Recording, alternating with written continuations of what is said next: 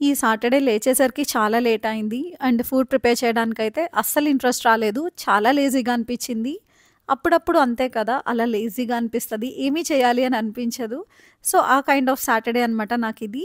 నాకు సేవియర్ లాగా rasam rice recipe గుర్తొచ్చిందనమాట. Thanks to Vismai food. ఆయన పోస్ట్ చేసిన రెసిపీ మళ్ళీ నేను చేసుకున్నాను.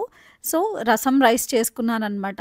నేను, అరుణ మాత్రమే ఉన్నాము ఇంట్లోని లంచ్‌కి. సో, ఇంకా క్విక్‌గా రసం రైస్ అయితే నేను లంచ్‌కి ప్రిపేర్ చేస్తాను. ఈ రసం రైస్‌లోకి వడియాలు కానీ, అప్పడాలు కానీ చాలా బావుంటాయి. బట్ దానితో పాటు ఏదైనా ఫ్రై కూడా ఉంటే బావుంటుంది కదా! నాకు బాగా ఇష్టమైన ఆలూ ఫ్రై చేసుకున్నాను.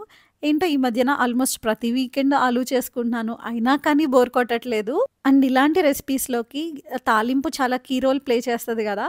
సో, నెయ్యి తాలింపు అలాంగ్ విత్ ఇంగువ వేసుకున్నాననమాట. టేస్ట్ అయితే నెక్స్ట్ లెవెల్ ఉంది.